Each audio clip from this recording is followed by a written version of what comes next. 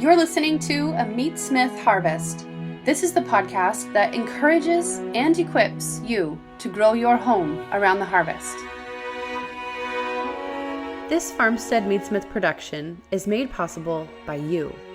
If you like it, please consider supporting our team by going to patreon.com/meatsmith and donating at a level you'd enjoy giving at. Your gift helps us increase the quality and quantity of all our free media education. Thank you, and happy harvesting.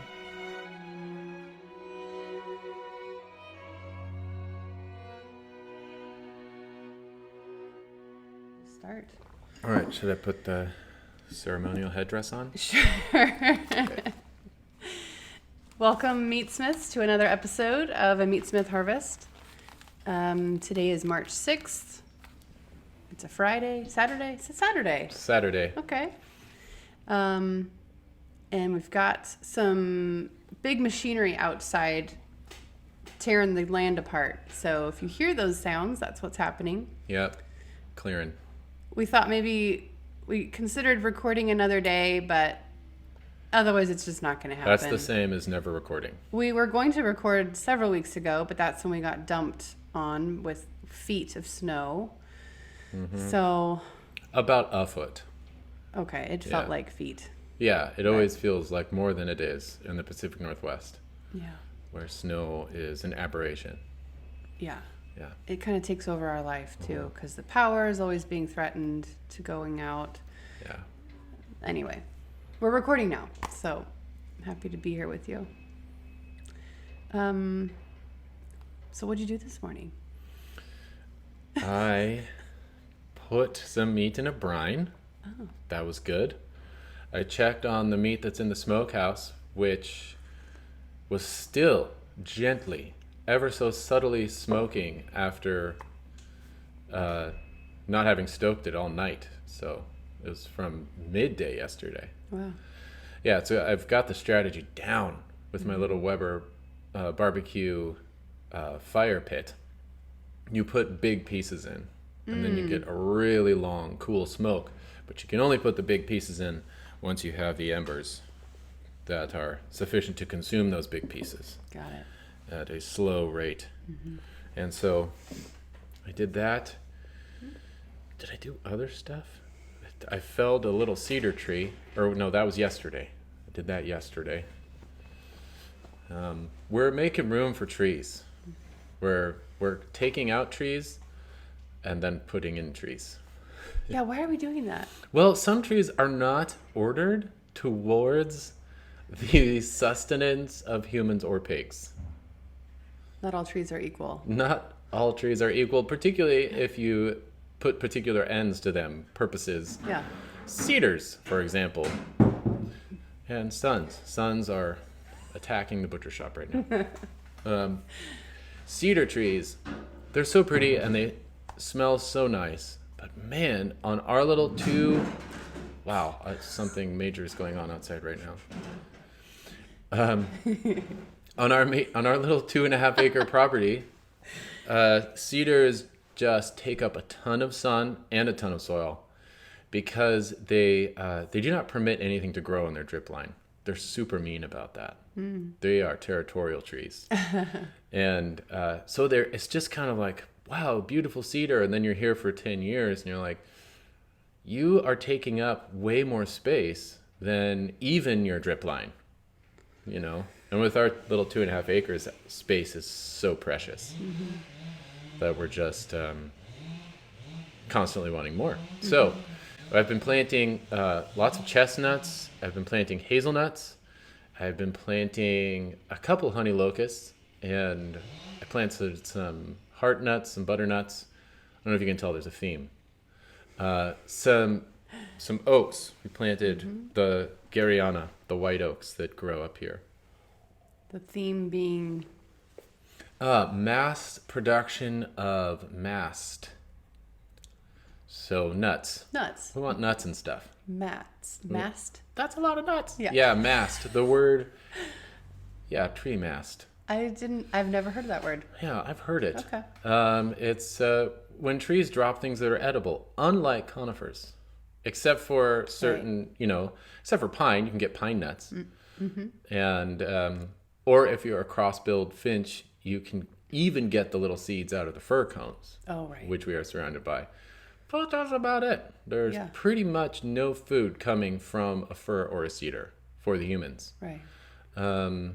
Unless you really work at it. Whereas, if you plant yourself a chestnut and care for it dutifully, you can get hundreds of pounds of nuts, which are more like grains, actually.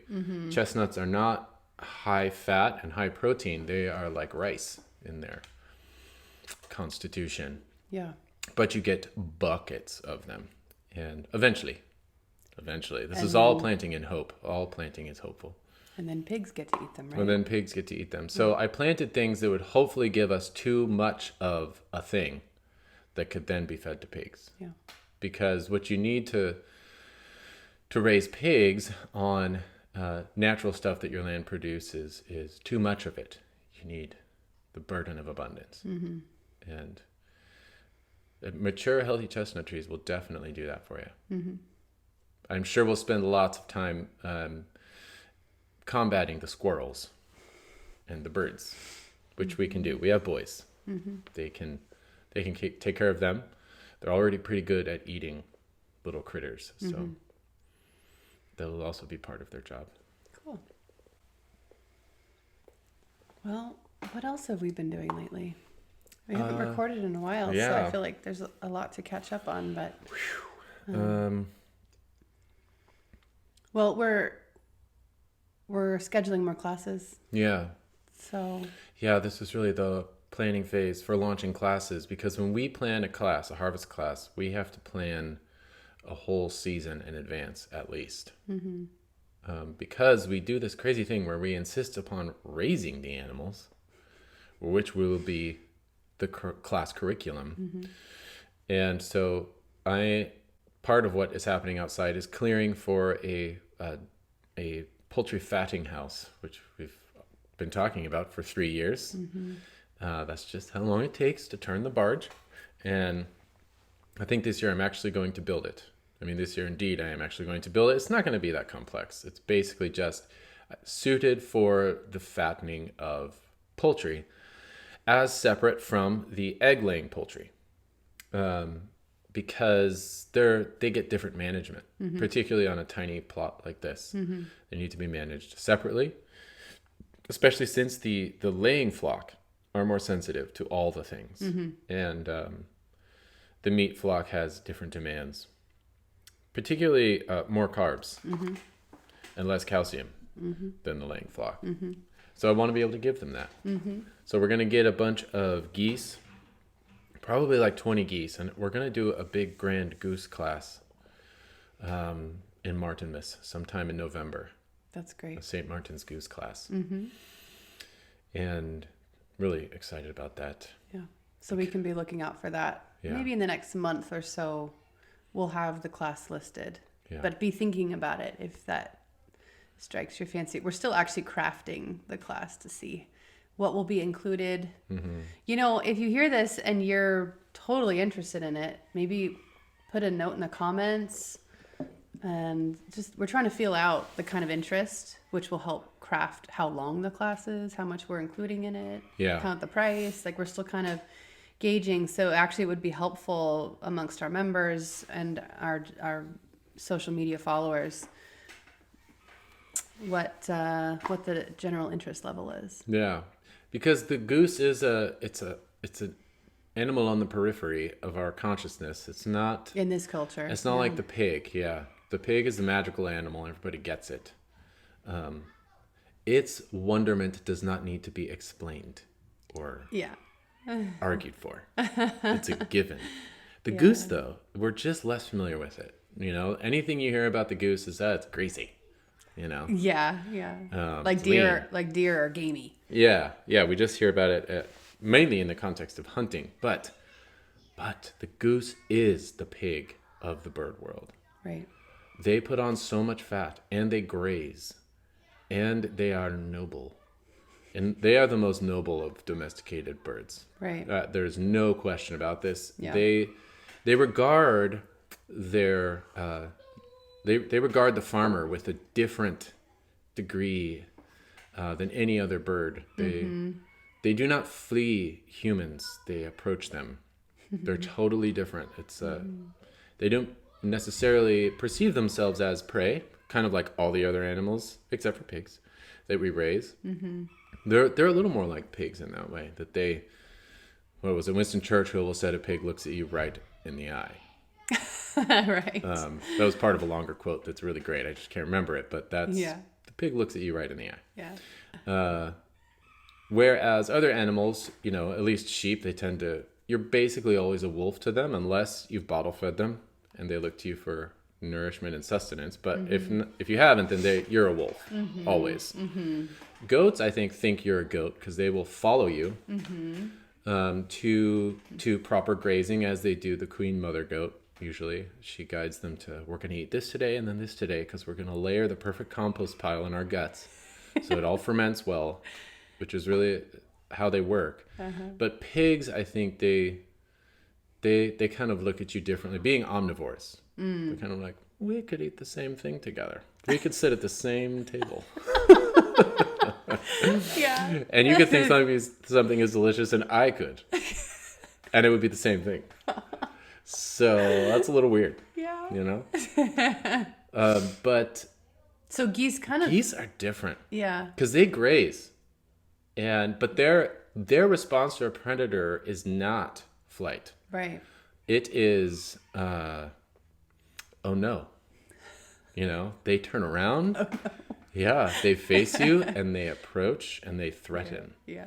So they're guarding something. It's like they have something they're protecting that's more than just themselves. Their dignity. Yeah, it's their dignity and their goslings, especially. I mean, if you get geese to hatch anything on your property, anything, namely other geese, then you'll find that they are very territorial. Yeah. And they sort of take over any territory. They become the alarms. They sound off when any car or anything approaches.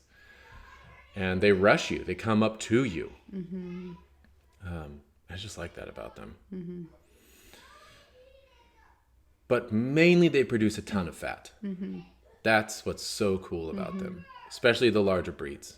And for culinary purposes, that is so great. We were able to confit from the 10 geese we raised last year. We were able to confit all of their parts in their own fat, which I know is like, who cares? But no, seriously, that is the thing. Yeah. That is poetry. That is efficiency wedded with profound culinary achievement. That's like form and content. That is the sublime. It's so good. Yeah. They produced enough fat to where I could part them out, salt their flesh for one night, right? Just a very mild brine, and then simmer their legs, their wings in their own fat, completely submerged. Just for a couple hours, maybe. Not even that long, because you don't want them to fall apart.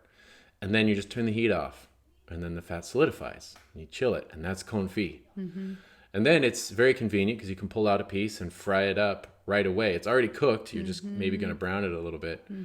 But that kind of thrift where you can preserve an animal in its own fat, and that happens to be the best tasting way to do it. That is the marriage of thrift and extravagance. It is real abundance. I love the goose for that reason. And so we're really going to try to maximize that this year when we raise geese. Towards the end, I'm going to feed them only boiled corn. I'm going to break it down a little bit. I'm going to boil it so it's even easier to send down the hatch, and see if we can get even more, and maybe get them to max out on the quantity of fat that they're storing under their skin and start putting some of it in their liver. Right. Which is another very redemptive act. Because you take the liver, that which is cast off, right? The liver, it's the waste, it's the offal. Even though offal to the Romans meant little morsel, like little wonderful treat in the Latin. But today it's just the trash. It's the waste bin. But you can actually make that the most refined comestible on the entire animal. If you can work with their nature. And it so happens that palmet peas, waterfowl, have the nature to store fat in their liver. That's a thing, that's a skill they have. They can do it. Then you can achieve something amazing. You've taken that which is cast off and made it just beautiful. Someone is asking about the goose classes. We didn't really, they said they missed something, but we didn't really say much. I was just waxing on and on about the poetry of goose fat. I gotta stop asking you about geese. Yeah, we're going to do classes.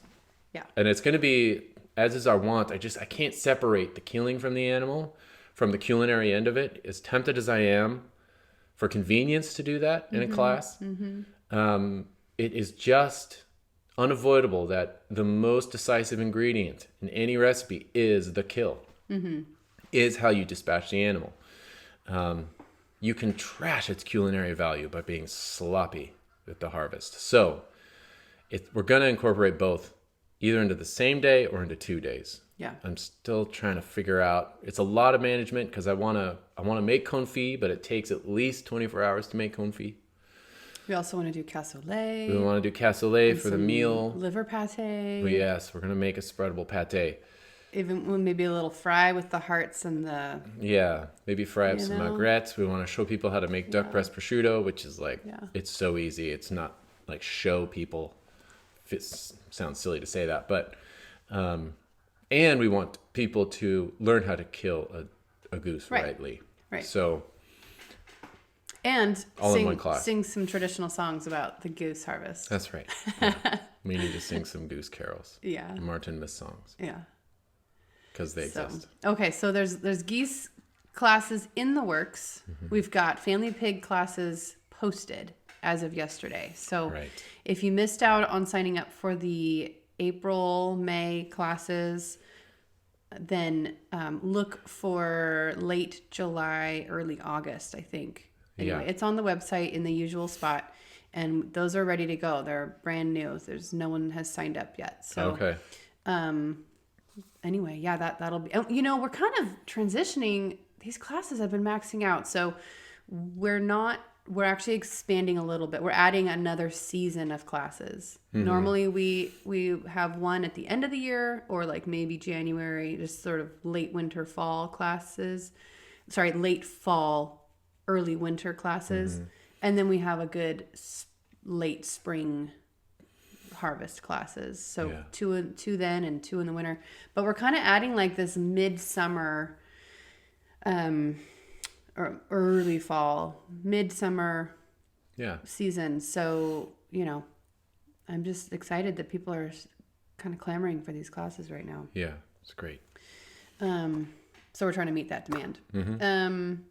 Okay, so that, as always, there's membership. You've got some great new content up in membership. But we don't need to, actually, to that end, you've got a brand new video that's just up on goose killing in membership. So if you can't get to the class, then there is a 23-minute long video in membership just on the killing. I don't think you go into any culinary stuff yet. Maybe you talk about just it. In passing, Yeah.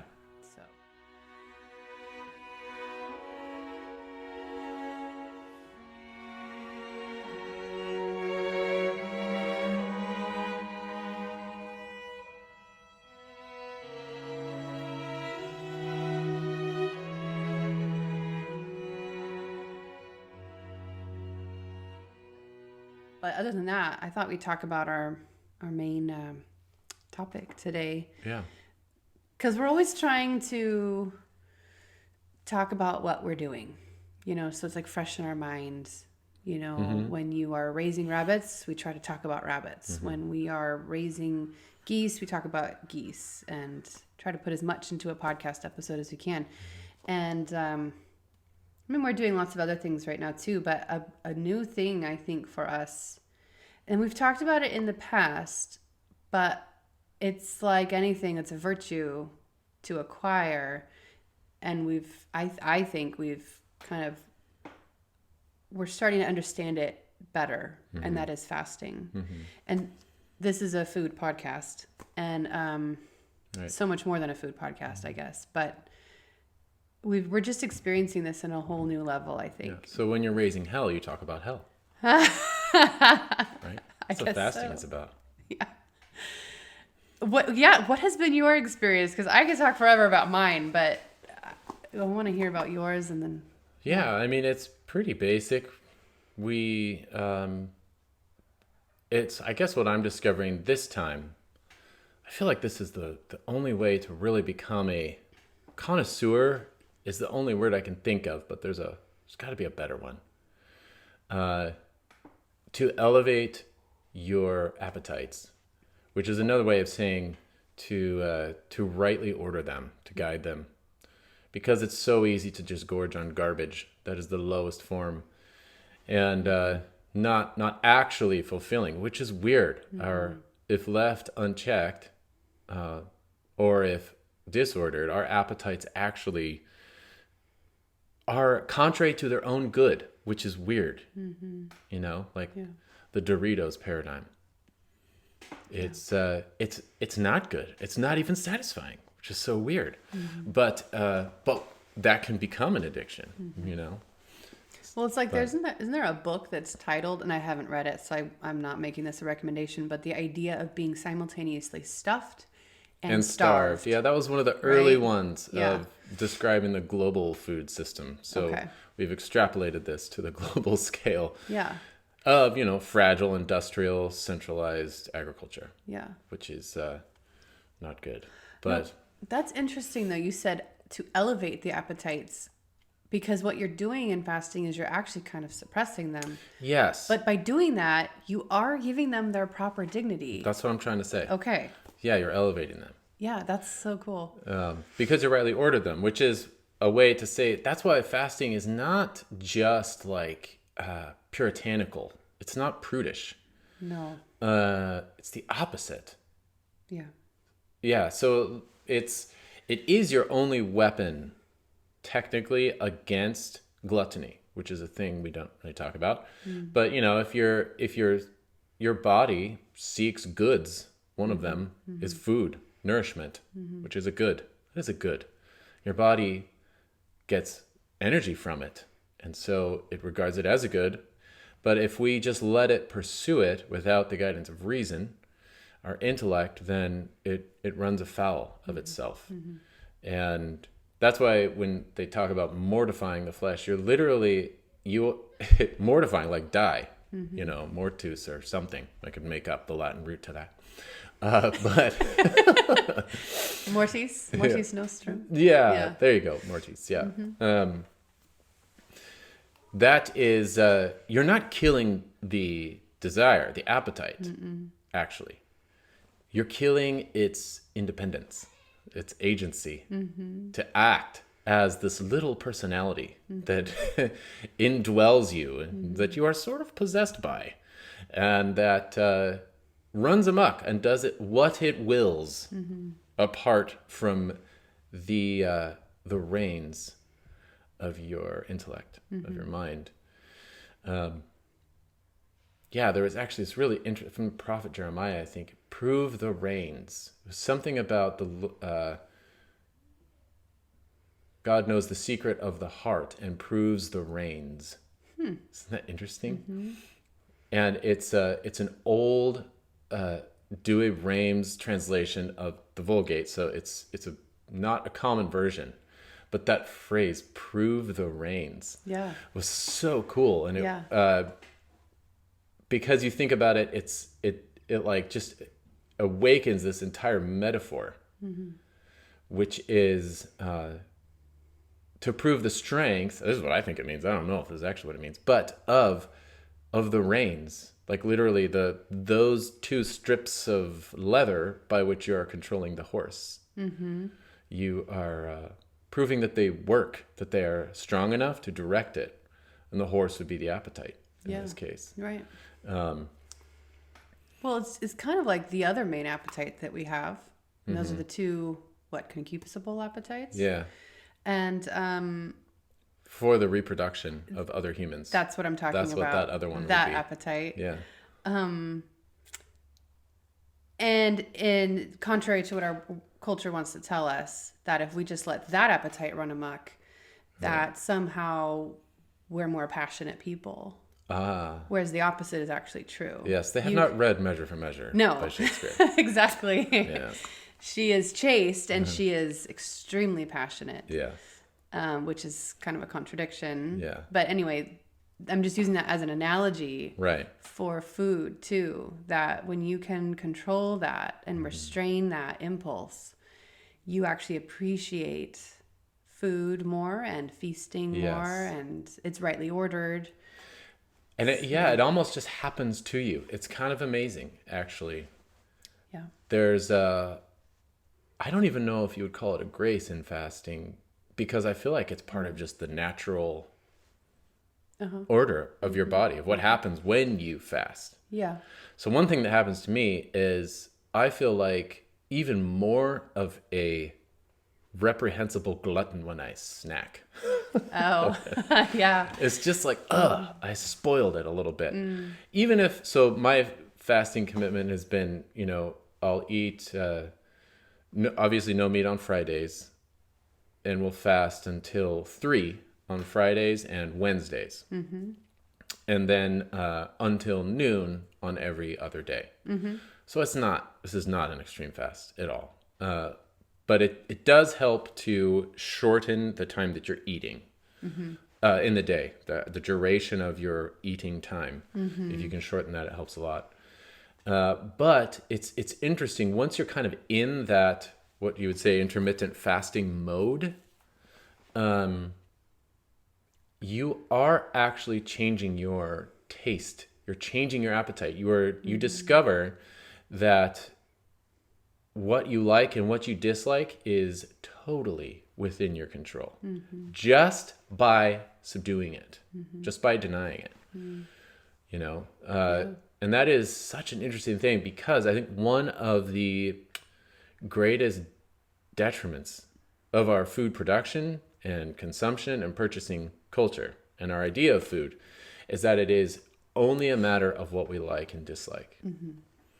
And this is why I say the rubber meets the road in the kitchen. The reason we only have boneless, fatless, skinless, insipid, lean meat in the grocery store is because that's what we wanted. That's what we liked. And yeah, we were deceived by, some silly, fadistic, pseudoscience health fads over time, augmented by the government, as they all are, to deceive us.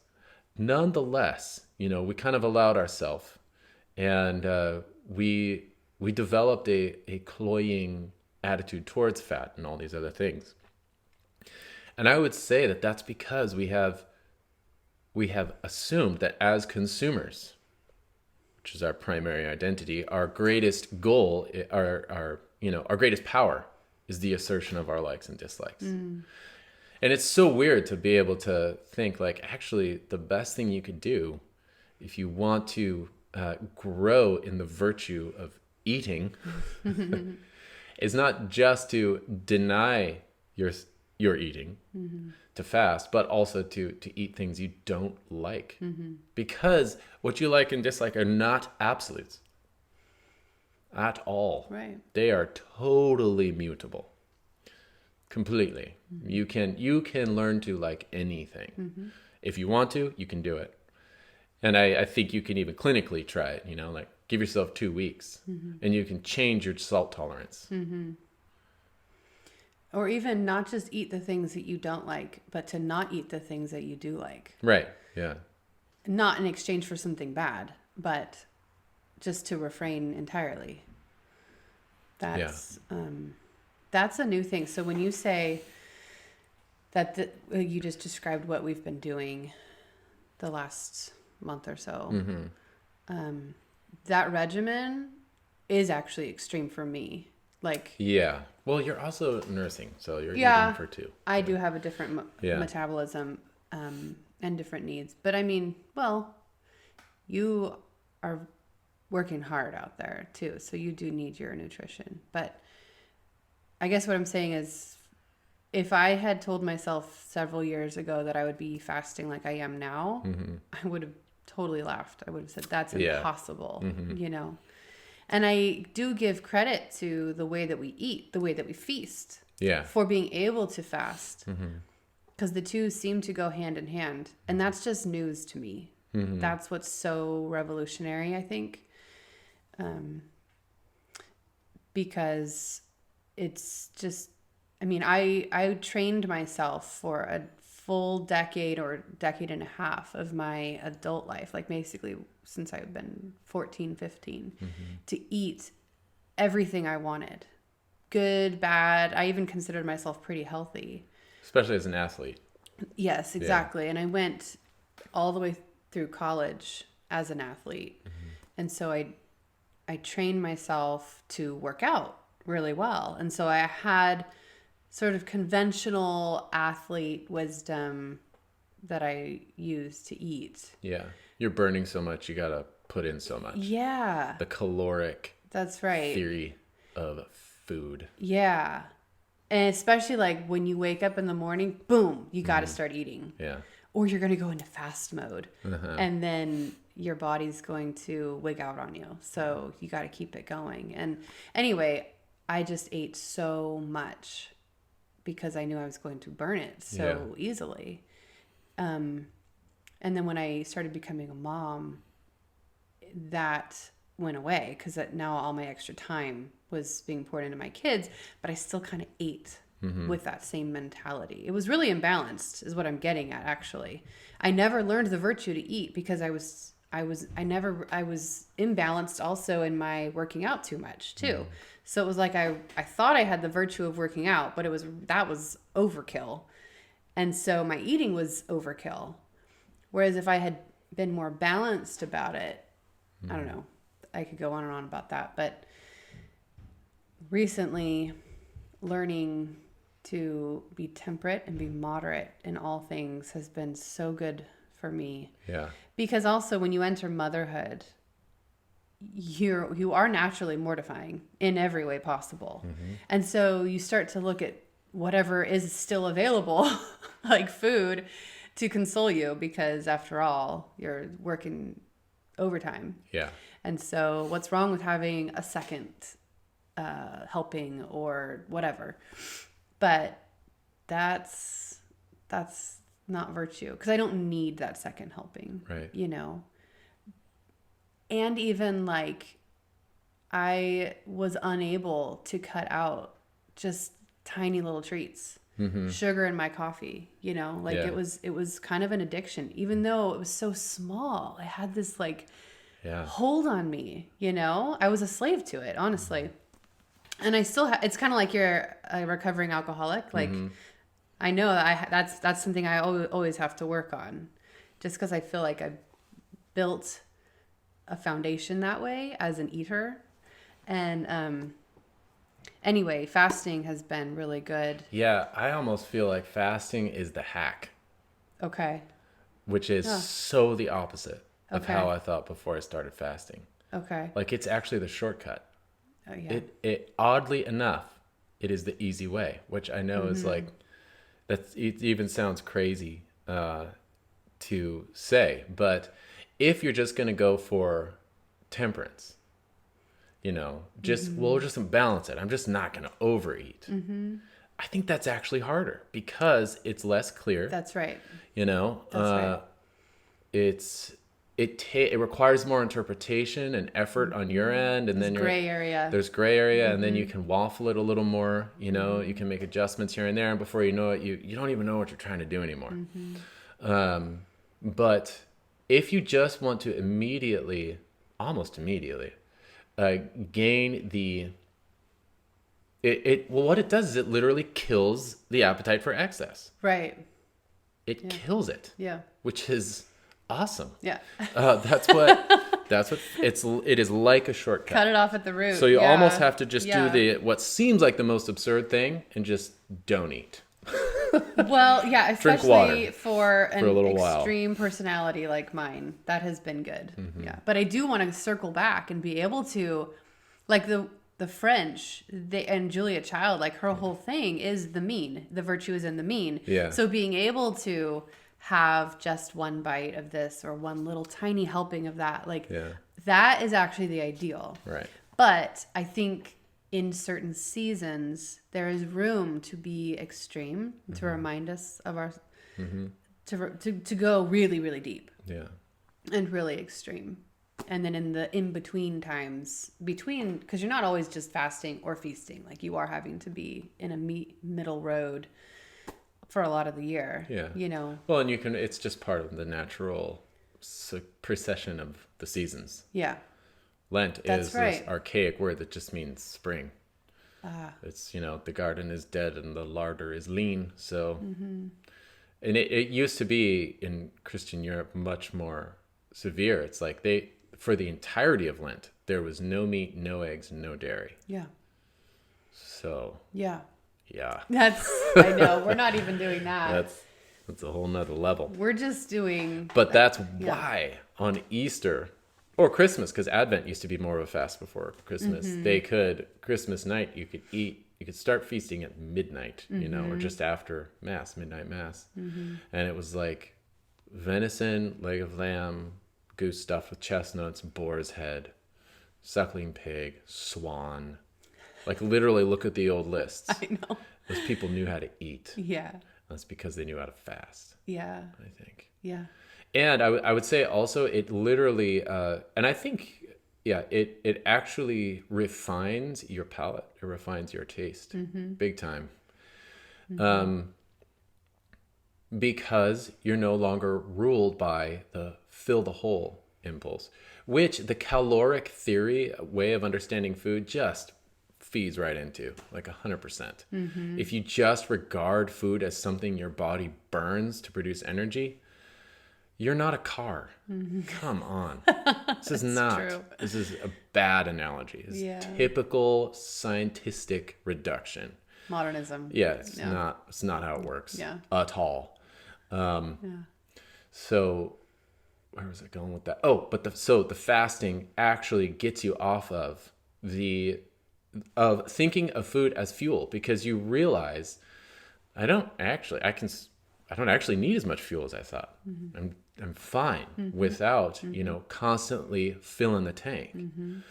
So then it feels weird if out of old habit you go back and you do a snack and you just kind of just to fill the tank. You're like, ugh.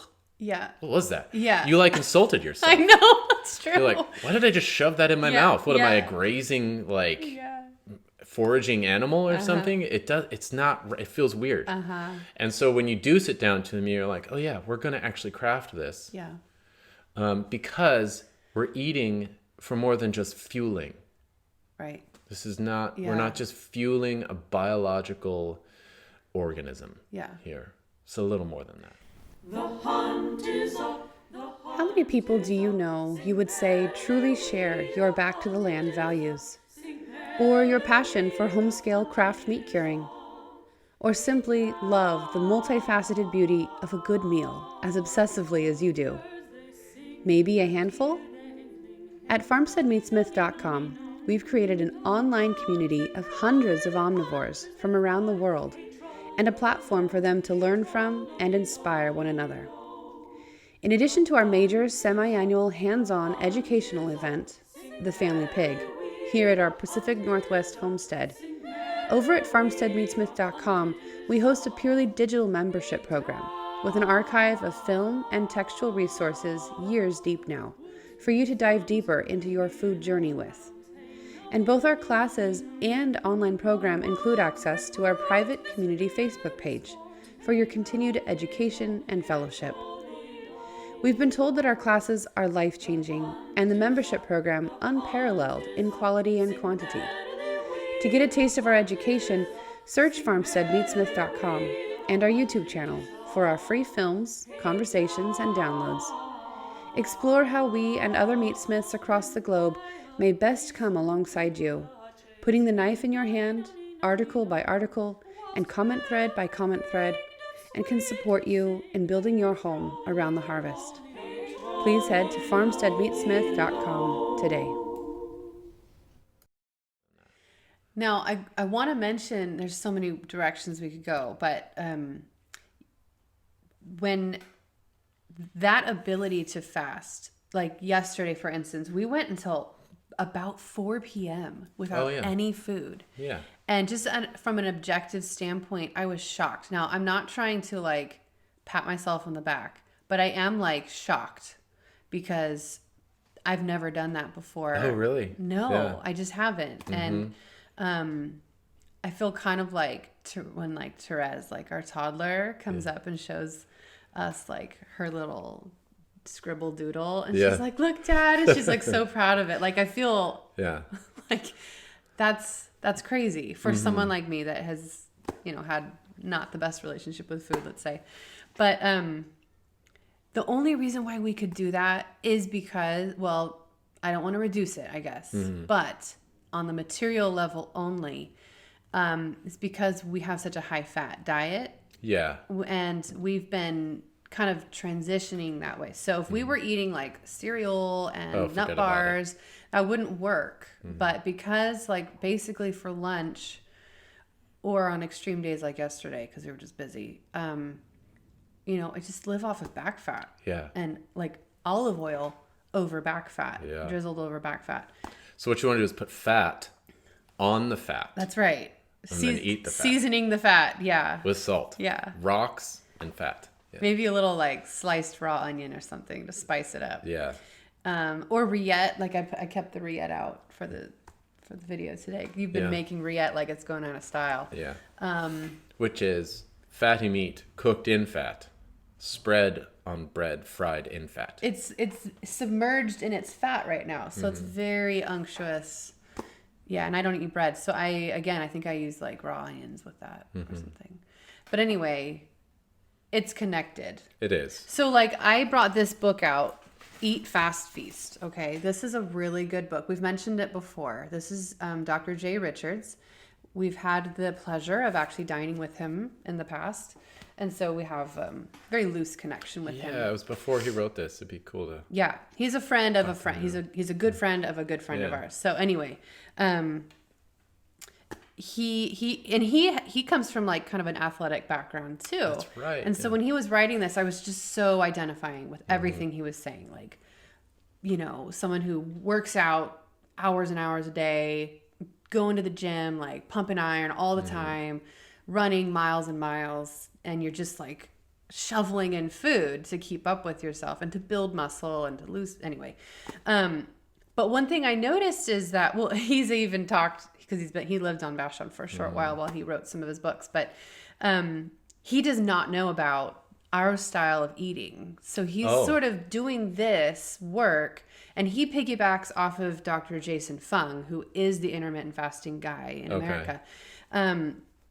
But he's still like eating like buckets of avocados. Oh yeah. And that's like, hard that way. It's expensive too. You know, so kudos to him to do that. I just feel like what we can bring to the table is everything that he says plus like gallons of pork lard. Yeah. You know what I mean? Because like goose. He's not, and schmaltz. Exactly. All that kind of meat smith kind of fat. Yeah.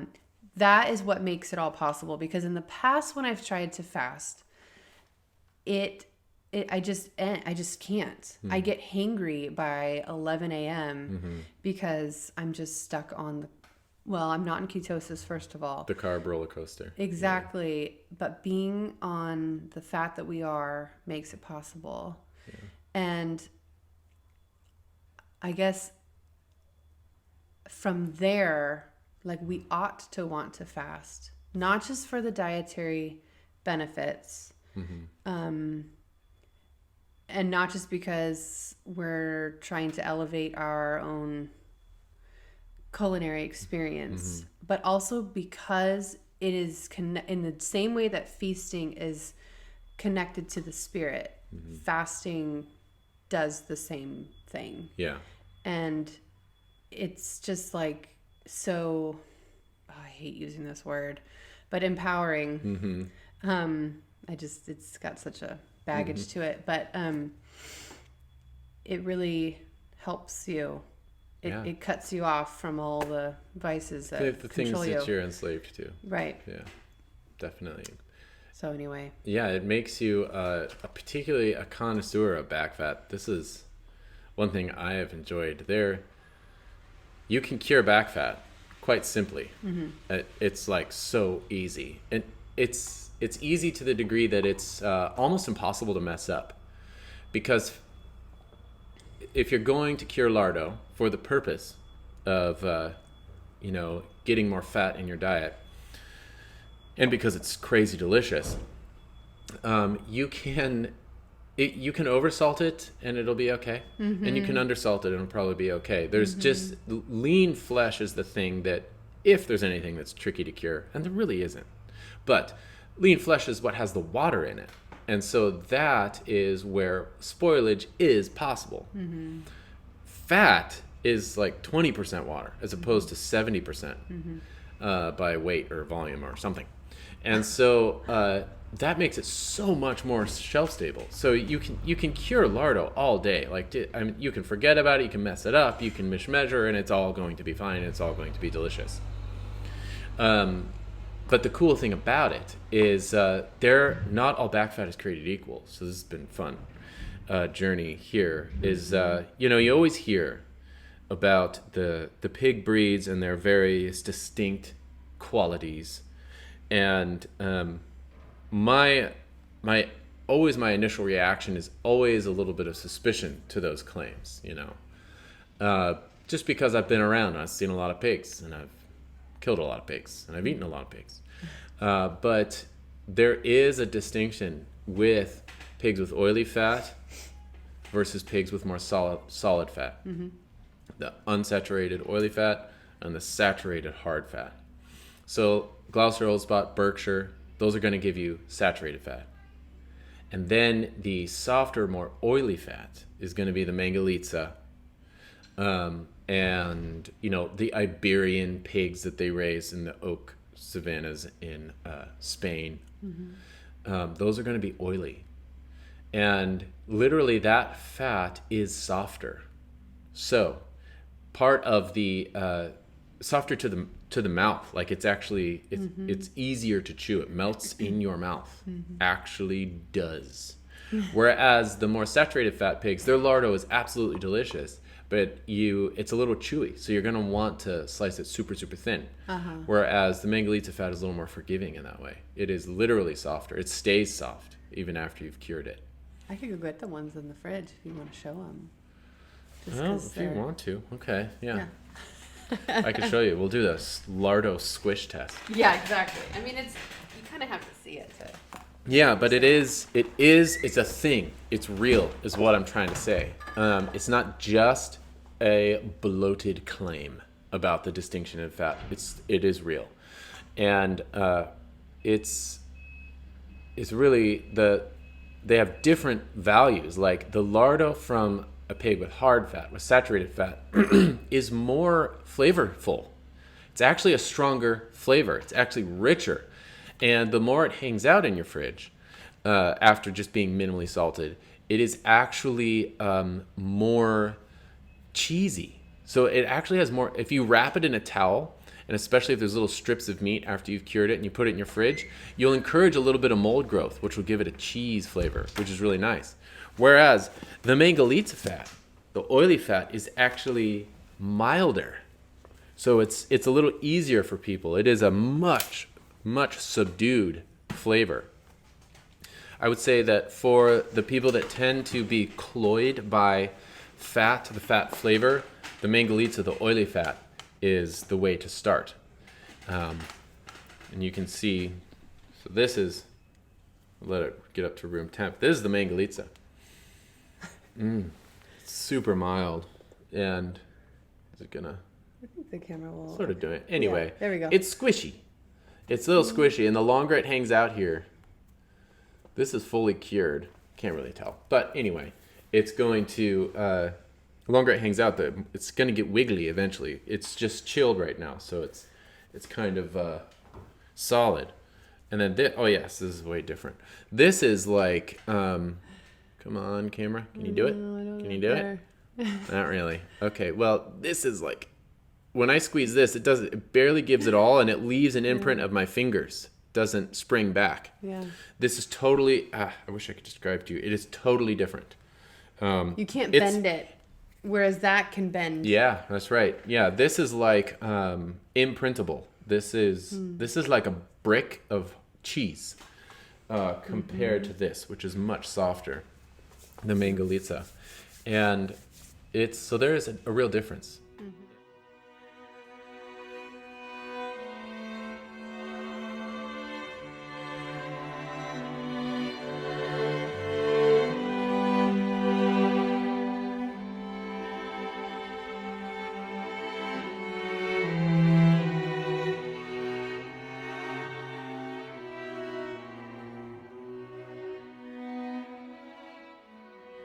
I would say that they're both awesome. They're just distinct.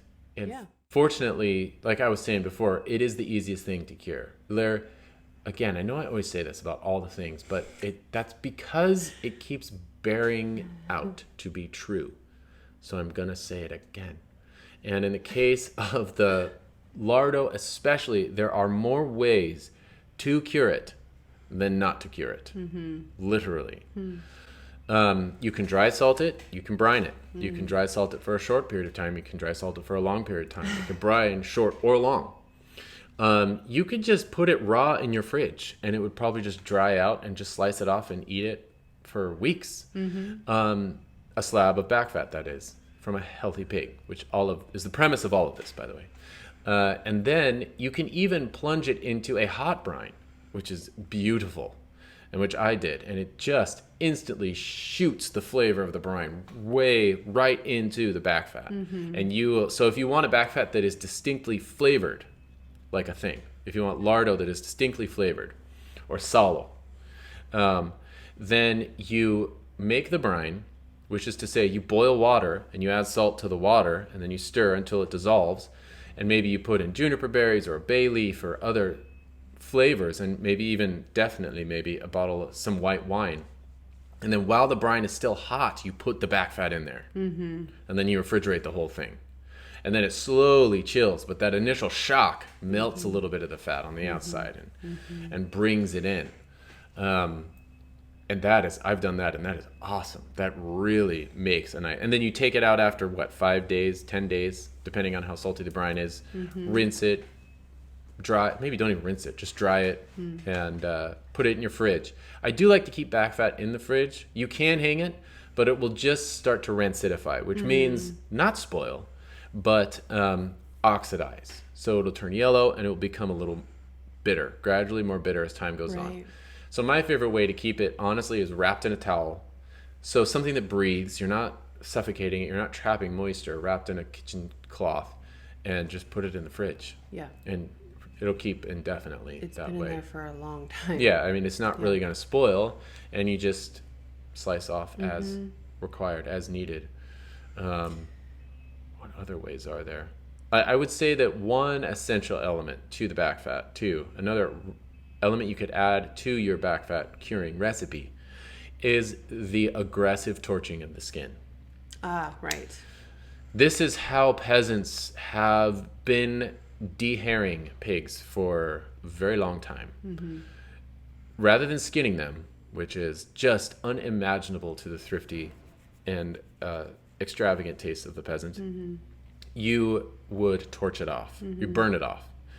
And you can burn it aggressively to the point where you are cooking the skin. It's cooked a little bit, which means it's tender, which means it's soft and chewable and delicious, and it actually contributes a sweetness to the fat and melts it just a little bit. So like if you talk to anyone from Eastern Europe, Ukrainian or Russian, and I have talked to anyone's several times in the classes, or even, a FedEx guy that comes and drops off a package. That's right. Yeah, I mean, if you bring up Salo at all, you'll get this beautiful soliloquy of the narrative of its meaning and its making and its history, which is so great, which is basically cured backfat. And they ubiquitously torch. That is part of the lardo recipe, is you torch it hard so that you can eat the skin with the backfat, which is pretty cool. Yeah. I think that's all I was going to say about that. But are there any other staples that come to mind in your brain for making fasting possible, culinarily at least? Yeah. I mean, we've talked about lardo. The rillette really has been... The rillette is great because there's a ton of fat in rillette. The emulsified sausage is not a bad way to go. Yeah. If you make your own, because and it doesn't even have to be fully emulsified, like bologna, or mortadella, or a frankfurter, which will bounce off the walls. Like you're making a rubber sausage. That takes a machine, that takes a bowl chopper to get there. But it also takes a very particular ratio of lean, fat, and water, which is a ratio you can do anytime, even if you don't want to take it all the way to fully emulsified rubber sausage stage. And the ratio is 5 parts lean, 4 fat, 3 water. And when you actually end up grinding that quantity into a tub, you'll look at it with your eyes and you'll say, that looks like way more than 4. You know, the fat always looks far more than it weighs because it's much lighter than lean. And so it's, by volume, it's more like 50-50 once you look at it. So it's a lot of fat. It is basically a very high fat sausage. So that's an excellent way to incorporate fat. And then I would say the other excellent way to incorporate fat is sour and crispy, which we've talked about before. So you want things that are sour, fermented vegetables, pickles, sauerkraut, and a little bit of crisp. This is where it's so hard to get into to not eat bread. Right. Because the foil of the crunchy bread that you fried in fat with the fat is, with the lardo or the rillette, is really, really nice. Yeah. Are there any questions that you... Yeah, it looks like we're getting some. Let's see. What are the main benefits of chunks of lardo versus rendering lard? Taste, use, other. Okay. I mean like that form. Yeah, so there's lardo versus... Well, I think they're saying lard that is destined for rendering. Yeah, the ideal fat for curing, for salo, for lardo is backfat. So that is the subcutaneous fat right under the skin. That's what you want. And that, particularly on the back region, and it goes all the way down the butt. Really, the only spot that it changes consistency is as you get closer to the belly of the animal, to the earth. That's where that fat gets stretchy and laced with lots of stretchy collagen and globules, and it doesn't cure for salo or back fat very well. So that's the belly bacon, like that's your bacon. But the back fat is ideal for lardo. Lard that is ideal for rendering, fat that's ideal for rendering, is the internal body fat, the leaf fat. That surrounds the kidneys. It's inside in there with the guts. And that becomes the purest, most mild flavored lard you can get. So it's the original shortening. All the other hydrogenated vegetable oils, Crisco, those are bastard imitators. That's what you of the real thing. fry your donuts in, or you do your sweet pies with. Right, it's shortening. It's the original shortening. Yeah. Have you ever encountered a green tint to your lardo from bay leaves and seasoning utilized during the curing process? No, I have not, but that would be kind of cool. I would think that's cool. Yeah, I mean, you get tints, I think, with whatever you brine. You know what? I have to say that the lardo that I cured in a brine that I plunged in hot had a lot of white wine in it, and that lardo was a little pink. It was a little pink. It was pretty. It had a pink sheen. Pink tone to it. We ate that fast. That stuff went. Yeah. It's long gone. Yeah. We still when you've covered it in paprika before, it turns deep orange red. Yeah, that's the obvious one. So yes. It'll take on the hue of whatever you're flavoring it with. Yeah. Yeah. Pig fat is a blank slate. It really takes it on.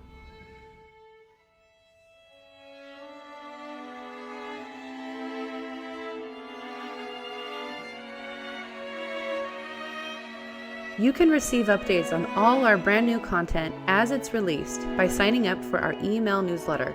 Free download of Brandon's thoughts on meat cookery included. Go to farmsteadmeatsmith.com and sign up on the homepage. Thanks again for listening, and keep in touch.